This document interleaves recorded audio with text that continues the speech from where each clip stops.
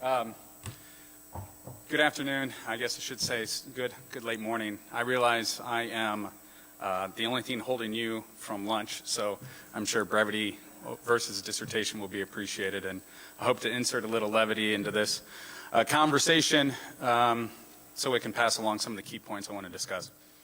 A little bit different. I want to take a different tact than what you might have heard today. I want to talk about we as security leaders, how we think about the technologies and tools we deploy, but I want us to look at it from the user's perspective.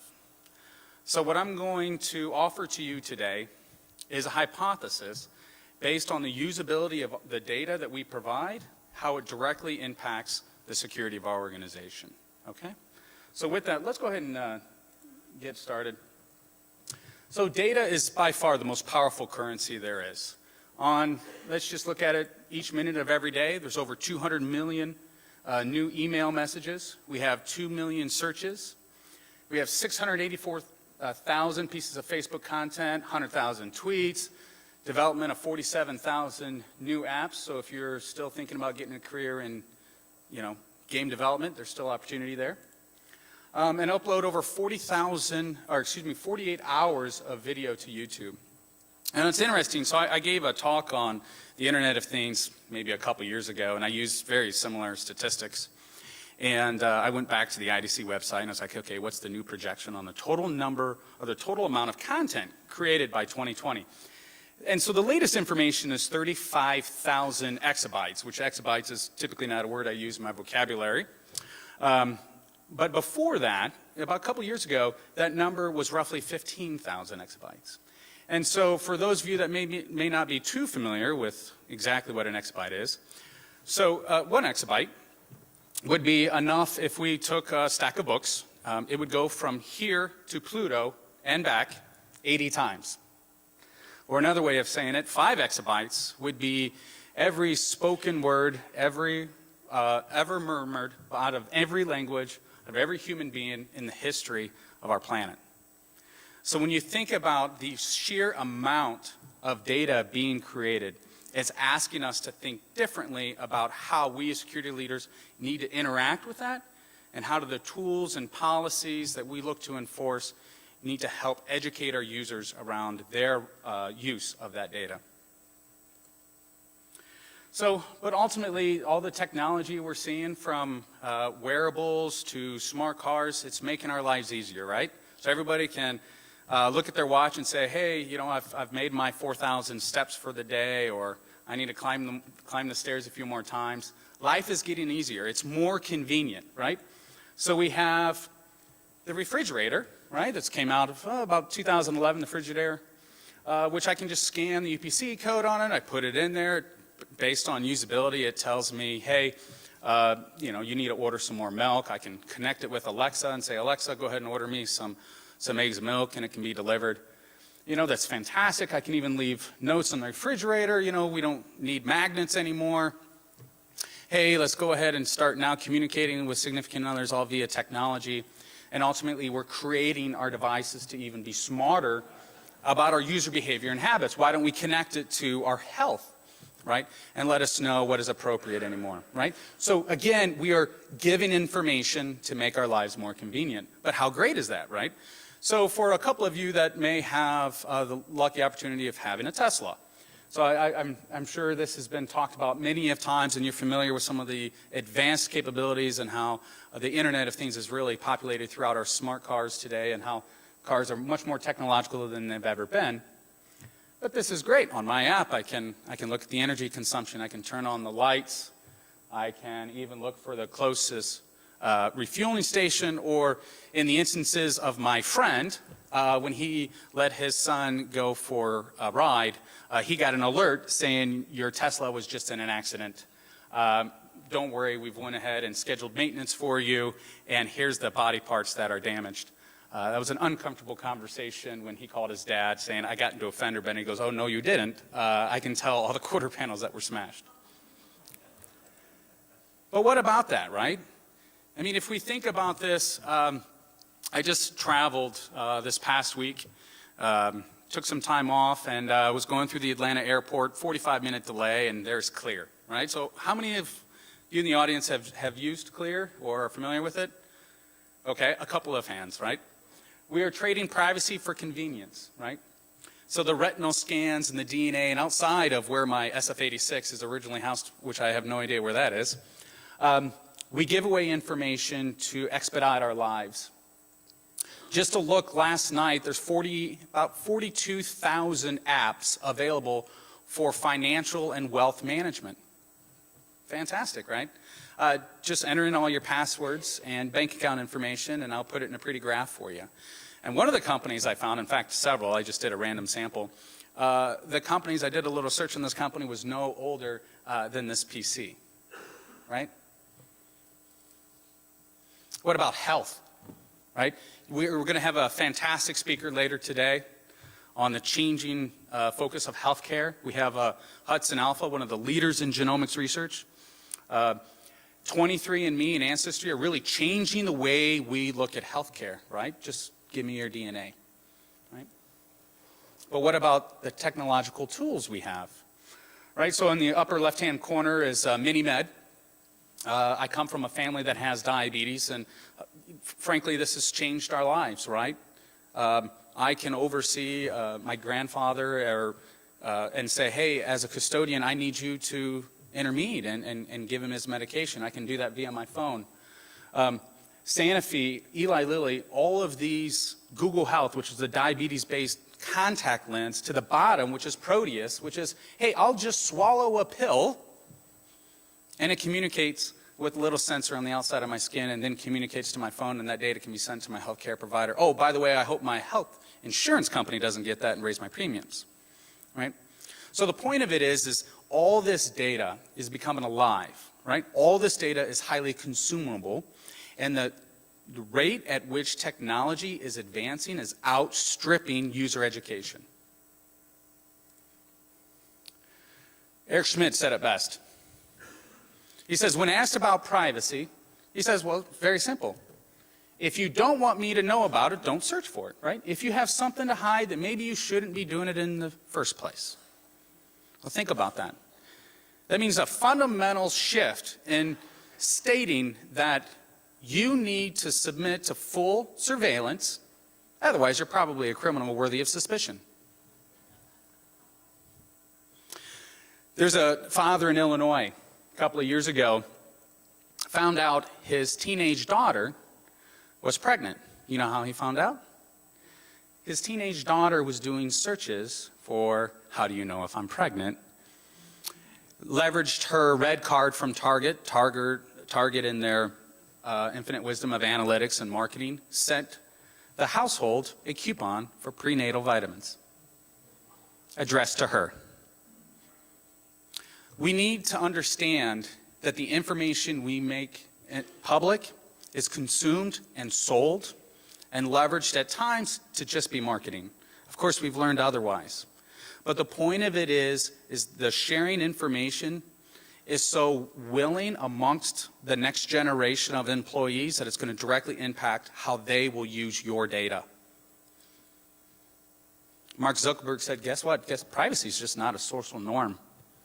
Just need to accept that.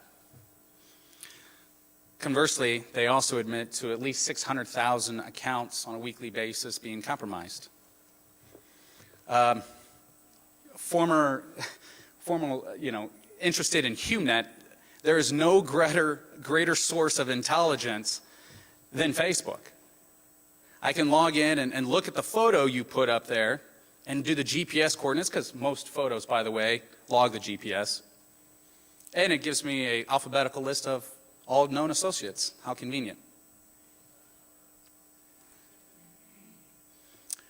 So really, why am I telling you all this, right? The apps we deploy today, why does a flashlight app need access to your contacts? We willingly give that information away. So companies are wanting more and more access to information, and your users are given it. And it's intermingling their private life with their corporate life. The expectation of our user community is technology seemingly just must be frictionless. If I can have one user ID and password, that's great to access everything. We've created a different culture via the technology we've deployed. Instant gratification, and when do we want it? So to convey another point here, I want to show you this. So I bet if I asked this, how many people go to Starbucks, I'd probably see all hands raised. But for the fact of that, this was just taken at the local Starbucks here. You can go to the one right across the street from the hospital, and you'll see the exact same thing. So this was taken 3 days ago, and what I love about Starbucks and interested in HUMIT, which is Human-Based Intelligence Collection, is how much individuals just put out there. So I don't have a laser pointer, but the back left, so I walked past that. That is a large pharmaceutical, located in New Jersey White House Station. It was a pharmaceutical rep talking to the doctor and talking about patient case files and how their latest medication can help their patients. The gentleman in the yellow shirt, as I walked by, is an attorney working on case files for Social Security disability, which is all PII, right? I didn't bother turning around and seeing what these two gentlemen were working on their laptops, but it was just enough to just take a picture, right? There's an absence of knowledge associated with security. There's an expectation, of course, that security is there, and when we hear about security, we hear about VA, we hear about Trump, and there was something else, I don't know, this Ashley Madison thing, I don't know anything about that. But the point of it is we have an expectation that security is there and around us, but we're oblivious to our own interactions of it. The way I apply it is it's the same sense as buying insurance. Well, I know I need homeowners insurance, but you know, when's the last time a tornado has come through, right? It doesn't happen to me. Why would it happen to me? I'm not important. I don't live in this area that could be impacted. So what I'm submitting to you is this is driving a behavioral change that impacts the way users leverage sensitive data or corporate data or whatever data it may be that you hold dear, okay? We need to think differently as security leaders and not do the traditional reactive tools that half a vendor community will sell you, and auditors would love to come in and help you fix. So let's talk a little bit about this. I work for Adtran. It's a great organization. We're the third largest broadband equipment manufacturer. We have developers throughout the world and manufacturing facilities throughout the world. And one of the great advances of technology, as everyone here knows, is global collaboration, data sharing, right? Especially in the development world. I want to be able to collaborate with the best resources anywhere in the world at any time on any device. Oh, securely, of course, right? So global file share. We want to be able to do global file share. We want to be able to do global sharing, collaboration anywhere. We want to do it mobily. I want to be able to look at information that I hold important anytime, anywhere, on any device.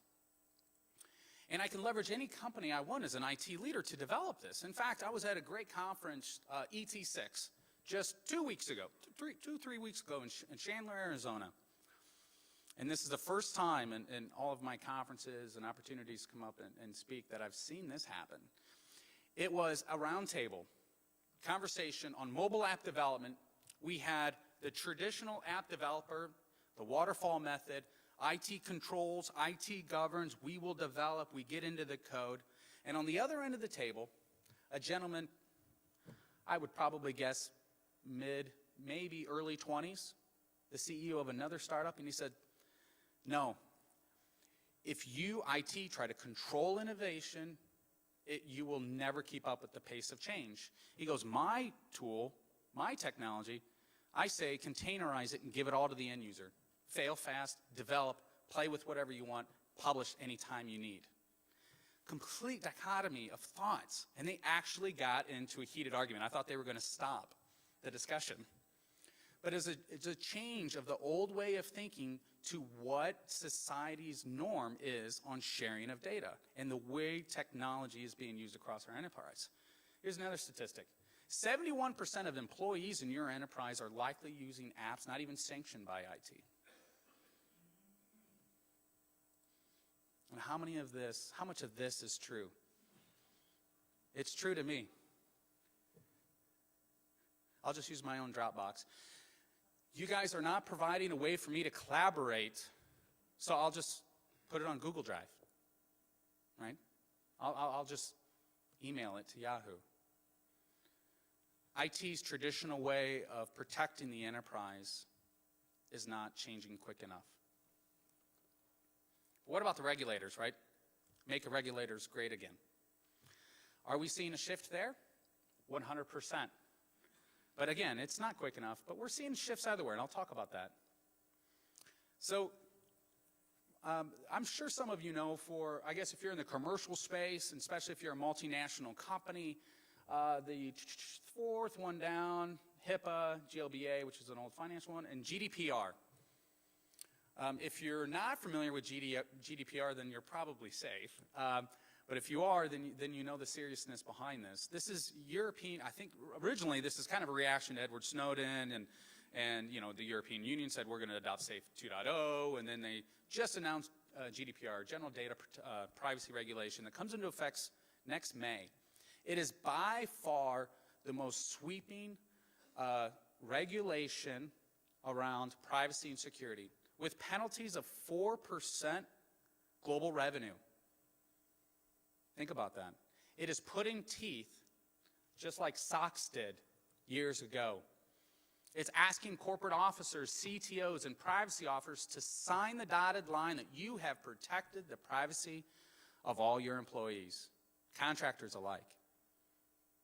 Right? So keep that in mind with the conversation we just had about data just proliferating everywhere else. But that's not the scary thing. The scary thing is when you go to your management and you say, hey, we need additional funding, we need additional resources. Well, the last attack we had was two, maybe 3 years ago, right? I mean, what's our risk? I mean, I'm not seeing any data. I'm not seeing our name on the front page. Are we really being hacked? Are you just using a good crisis as an opportunity for funding? That mentality still holds true in much of the management organizations that all of you here are representing, I have no doubt. But the fear is not that. The fear is the auditors. Because privacy becomes the chief most concern, I'm seeing it in every contract. I'm seeing it in every RFP. In everything we do, we say, show me ISO 27001 compliance. Give me your duty to notify clause. You're going to tell me what data was impacted, where it was used, how it was governed, and I need to be able to audit it. So the mentality gets away from, tell me when the last time we hacked is, to, you will be audited. Tell me that you can pass a compliance audit.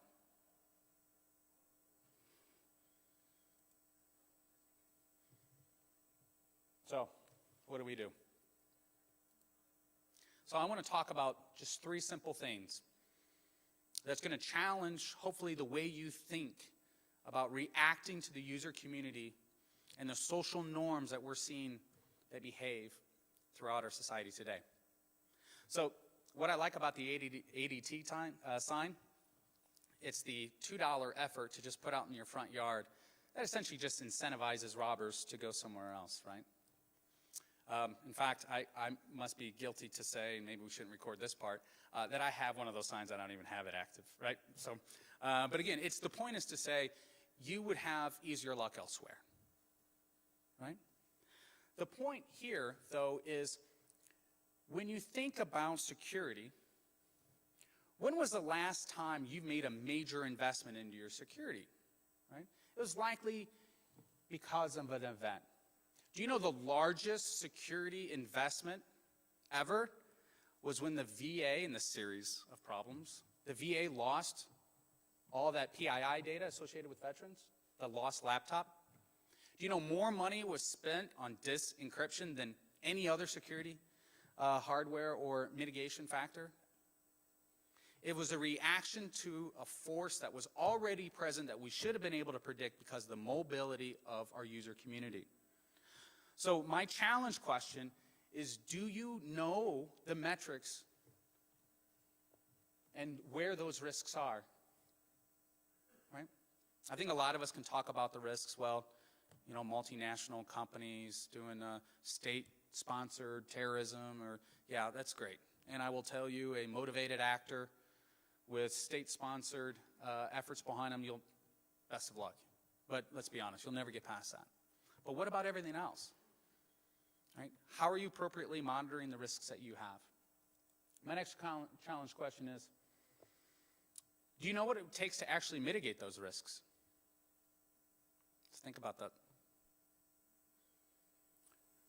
Number two, I would submit to you, this is when equality does not apply. Not all data is equal. One of the, April 23rd, like 107, the Syrian Electric Army launched an attack that lasted all of about 8 minutes. Actually, it wasn't even that, against the AP feed. They hacked into Twitter, right? So what's the most important data Twitter has? Access and authentication of users, right?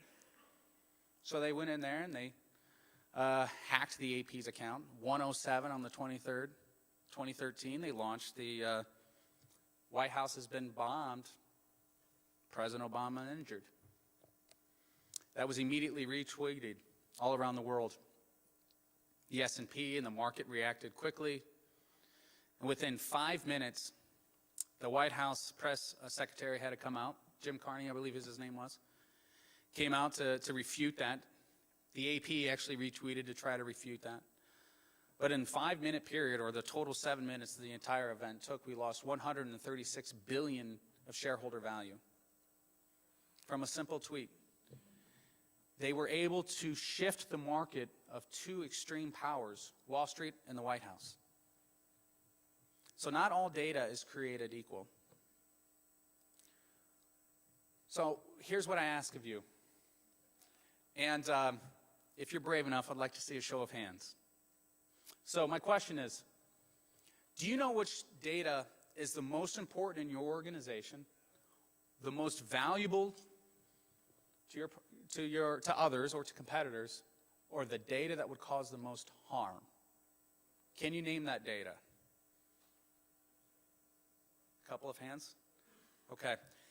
Keep your hands up, because this is the next question.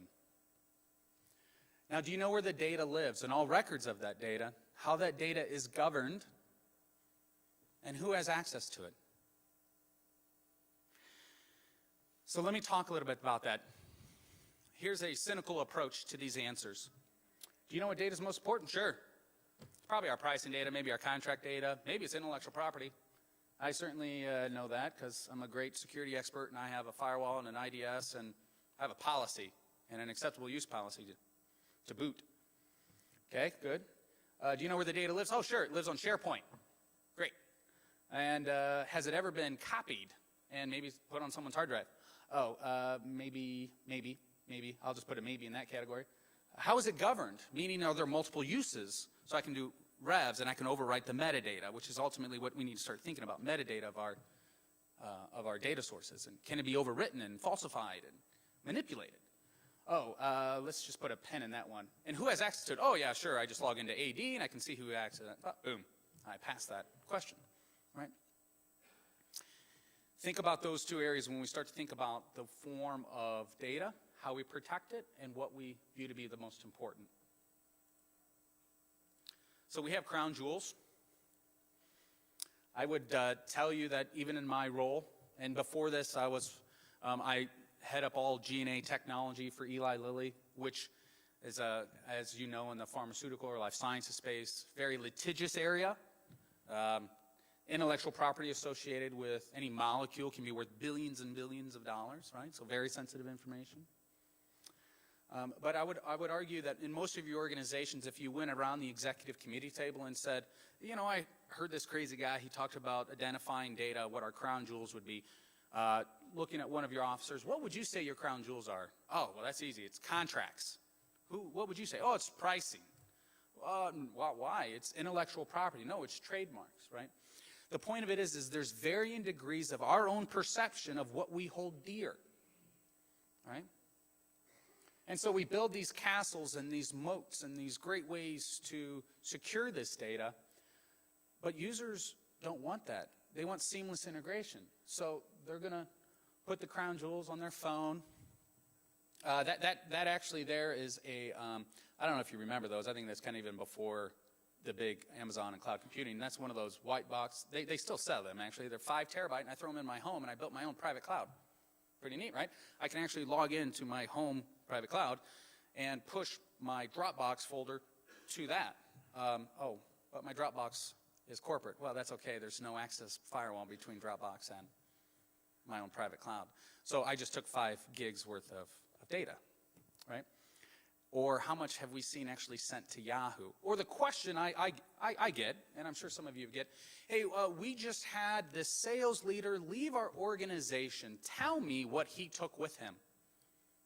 Did they take our pricing sheet, our pricing information, our RFPs, our response, our templates, our tools, our methodologies, right? Oops. So ultimately, it's a paradigm shift. We're seeing a rapid intermingling of our work life with our personal life. As we as security leaders, if we're not designing to your personal life, you can never protect your work life. I'm just going to call it as it is. So ask yourself, can you truly track the data that you hold most dear? I just like this picture, so I threw this in there. All right. I'm going to show you maybe a quick video clip. I just find a lot of levity, maybe helps to carry a message. But I'm going to challenge you all on this question. Do my users understand their role in securing our data? And have they been trained? Okay? So let's pause there. Let me see if I can get this to play.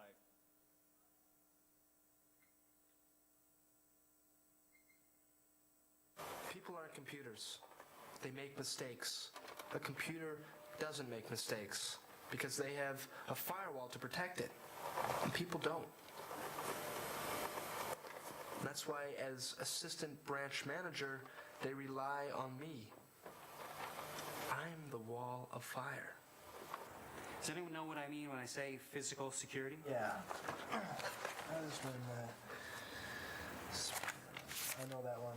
Excuse me, is this about weapons in the office? Because I have these nunchucks. Oh, no, please don't bring... No. What I mean is the security of the office itself. Now, that would include the equipment and any sensitive documentation. Yeah, I also have this ninja star for throwing. Those are from my friends over at Mulberry, so they're great. They have these great videos to help get a couple of points across on what our users may think and what we want them to know. So let me tell a little story here, and you tell me who's at fault. So really early in my career, I was working as a data center manager, and we had an outage, right? And we have what's called a bill of lading system, which is kind of important. It kind of prints a little label that goes out. And so I scurry on over to this computer to try to bring it back up, and it's super antiquated, the good 5 1/4-inch disk floppies. So I'm sitting there booting them in, right? Kind of putting it all in there. And I get the worst error you could ever have. Media error. Essentially, there's nothing on these disks. It's unreadable. So in a panic, in a story of many of hours throughout the evening, trying to find the original boot up disk and trying to recover, I was able to get the system back up, and then we made a new production ready for disaster recovery disk. So feeling all accomplished and tired, I took it over to our CIO's office, and he had his admin. He had this nice little safe, and I handed the disks to the admin. I said, please put these back in there, and hopefully we don't have to deal with this again. So I walked back to my office. Oh, forgot my coffee. I come back in, and what did I see? But the administrator took the floppy disks and put them in the typewriter, the little thing, and turned it around and started typing production disk for bill of lading system, right? Those impact keys were destroying, giving me my media error. So whose fault is that? The point of it is she was properly trained on the tool that she was using, but didn't know how to apply it when given something new. Is that my fault or her fault?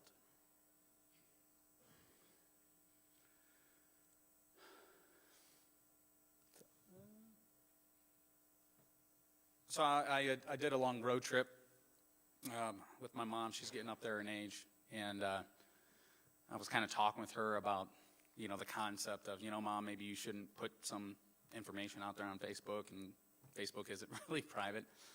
And I go, for an example, I go, we always go back to what we've learned, but we never take the time to relearn things or to look to see if information's been updated. And so I think this is a great point in that. So 10 and 2, right? Everyone here is familiar with 10 and 2? Do you know what it offers? Do you know why it's 10 and 2? Most agility. Absolutely the most agility. Something comes across the road, boom, no problem. Most agility, right? Do you know we don't teach 10 and 2 anymore? So, yeah. We don't teach 10 and 2 anymore. It's 9 and 3. We've completely shifted everything we've taught our user community for the past 50 years to say no longer 10 and 2, it's 9 and 3. Because you need to sacrifice agility for safety. The airbag will just kind of destroy your arms if you're at 10 and 2. 9 and 3, you're a little bit safer. Right? I find this interesting.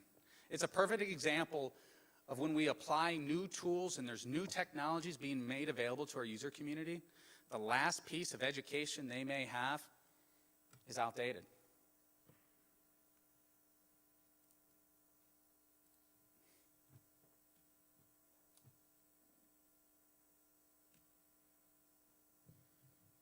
So my challenge then would be is your firm's security education really keeping up with the pace of technology? Or said in another way, how are you embedding education in everything that you do?